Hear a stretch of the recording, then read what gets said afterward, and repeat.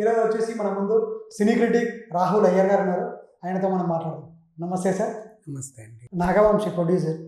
ఆయన వచ్చేసి పవన్ కళ్యాణ్ గారితో నేను సినిమా తీయను, ఎన్టీఆర్ గారితో తీస్తాను అని చెప్పేసి మాట్లాడారు. అసలు అలా ఎందుకు మాట్లాడాలంటే పవన్ కళ్యాణ్ గారితో సినిమా తీయను, ఎన్టీఆర్ గారితోనే సినిమా తీస్తానని చెప్పి ఒక ప్రొడ్యూసర్ మాట్లాడారు అని మీరు ఒక క్వశ్చన్ వేశారు. ఫస్ట్ ఆఫ్ ఆల్ ఇద్దరు హీరోలు, పెద్ద హీరోలు, ఇద్దరికి ఉన్న క్రేజ్. ఇంకా చెప్పాలనుకుంటే ఎన్టీఆర్ గారి కన్నా పవన్ కళ్యాణ్ గారికి ఎక్కువ క్రేజ్ ఉంది జనాల్లో. ఓకే, ఆయనకుండే ఫ్యాండమ్ ఆయనకుంది, ఈయనకుండేది. యాక్చువల్గా ఈ క్వశ్చన్ ఎక్కడ వచ్చిందంటే, నాగవంశీ గారు ప్రొడ్యూస్ చేస్తున్న ఈ దీంట్లో సితారా ఎంటర్టైన్మెంట్స్లో మ్యాడ్ స్క్వేర్ అనేది రిలీజ్ అవుతుంది మన March 28కి, నెక్స్ట్ ఉగాది పర్వదినాన్ని పురస్కరించుకొని. So Ugadi March 30th, March 28కి రిలీజ్ చేస్తున్నారనమాట. సో ఈ March 28th ఆ సినిమా రిలీజ్ అవుతుంది కాబట్టి వాళ్ళకి ప్రమోషన్స్ కోసం అన్ని ఛానల్స్కి ఇంటర్వ్యూస్ ఇస్తున్నారు ప్రొడ్యూసరు, హీరో, డైరెక్టరు.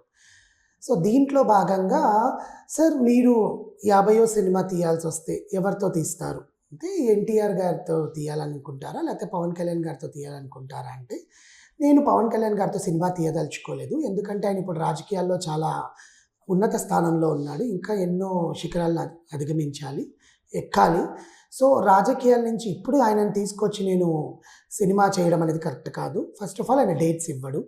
ఆల్రెడీ ఉన్న కమిట్ అయిన సినిమాలకి ప్రొడ్యూసర్ నష్టపోకూడదు, డైరెక్టర్కి మాట ఇచ్చాను, నా ఫ్యాన్స్కి మాట ఇచ్చాను కాబట్టి నష్టపోకూడదు. కాబట్టి నేను ఖచ్చితంగా సినిమా చేస్తాను అని చెప్పి మాట ఇచ్చాడు కాబట్టి ఆయన రాజకీయాలు చూసుకుంటూ సినిమా చేస్తున్నాడు తప్ప, ఆయన ప్రత్యేకంగా ఇప్పుడు సినిమాల మీద ఆయనకు ఆసక్తి లేదు కాబట్టి నేను ఆయనతో తీయను, ఎన్టీఆర్తో తీస్తాను అని చెప్పాడు.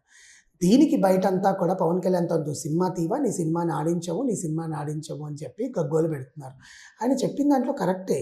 ఒక్కసారి పాలిటిక్స్లోకి వెళ్ళిపోయి ఇప్పుడు డిప్యూటీ సీఎం ప్లేస్లో ఉన్న అతను వచ్చి మళ్ళీ మెకానిక్ రంగేసుకొని గంతులేస్తే ప్రతిపక్ష పార్టీ వాళ్ళు ఎక్కిరించరా?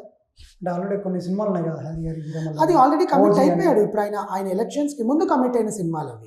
ఆ కమిట్ అయిపోయి అగ్రిమెంట్ సైన్ చేసేసిన తర్వాత నేను తీయను, నాకు రాజకీయాల్లో బిజీగా ఉన్నానంటే ప్రొడ్యూసర్ నెత్తి మీద తడిగుడ్డు వేసుకోడు. ఎందుకంటే ఆయనకి అంత క్రేజ్ రావడానికి కారణం రాజకీయాల, సినిమాల. ఇప్పుడు ఆయన ఆ రాజకీయ రంగంలో ఆయనకుండే సత్తాను ఆయన చాటుకుంటున్నాడు. కానీ పవన్ కళ్యాణ్ కొనిదెల అనే పేరు ఎక్కడి నుంచి వచ్చింది? సినిమాల నుంచి వచ్చింది. సో అదే సినిమాకి ఈయన అన్యాయం చేస్తాడా? చెయ్యడు. అందుకని ఎలక్షన్స్కి ముందు ఆయన ఏదైతే మాట ఇచ్చాడో అది ఎలక్షన్స్ తర్వాత నెరవేర్చుకుంటున్నారు. సో దీంతో పాటు ఆయన ఏం చెప్పాడు అంటే, mad square cinema story line చాలా సిల్లీగా ఉంటుందండి, జనాలు అందరూ ఇదే ఇంత సిల్లీ లైన్ ఉంది అనుకుంటున్నారు, మేము కేవలం ప్రేక్షకుల్ని నవ్వించడానికే సినిమా తీసాము, కడుపుబ్బ పొట్ట చెక్కలయ్యేలా సినిమా మొత్తం అర్జాంత నవ్వుకుంటూనే ఉంటారు, ఒకవేళ మా సినిమా మిమ్మల్ని నవ్వించకపోతే మీరు కొన్న టికెట్ డబ్బులు వెనక్కి ఇచ్చేస్తాము అని ప్రకటించాడు. అలా అనుకుంటే సినిమా బాగున్నా కూడా డబ్బులు వెనక్కడం కోసం ఖచ్చితంగా చేస్తారు కదా. అలాంటి తుంటరి పిల్లలు ఖచ్చితంగా ఉంటారు. ఈయన ఎందుకు రాంగ్ స్టేట్మెంట్ ఇచ్చాడో ఇంకా అర్థం కావట్లా. ఎంతమందికైనా వెనక్కిస్తాడు ఒక థియేటర్లో? అంటే రీసెంట్గా ఇప్పుడు కోర్టు సినిమా అప్పుడు నానే మాట్లాడాడు, ఎందుకు నువ్వు నవ్వలేదు? అట్లా అదే చెప్తున్నానండి, ఆ మార్కెటింగ్ స్ట్రాటజీ ఇక్కడ వర్కౌట్ అవ్వదు. ఇప్పుడు నాకు నచ్చిన సినిమా నీకు నచ్చదు. ఇప్పుడు ఫర్ అందరికీ నాకు బ్రహ్మోత్సవం చాలా ఇష్టం, శ్రీకాంత్ అడ్డాల తీసిన సినిమా. ప్రజలందరికీ నచ్చని సినిమా అది, తిట్టి పోస్తారు. నాకు మణిరత్నం కడలి ఇష్టం, మీకు ఎవ్వరికీ నచ్చదు కడలి. అసలు ఆ సినిమా ఏంట్రా అనుకుంటారు మొత్తం సినిమా చూస్తే.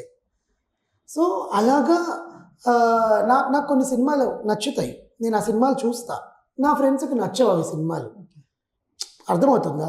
సో అలా అని చెప్పి నేను డైరెక్టర్ నాకు టికెట్ వెనక్కిస్తానన్నాడు కదా అని చెప్పి నేను రివ్యూ పెట్టానుగా. ఎందుకంటే 100 మందిలో 99 మందికి నచ్చి ఒకరికి నచ్చకపోతే తప్పెవరిది? వాడిది తప్పైతే.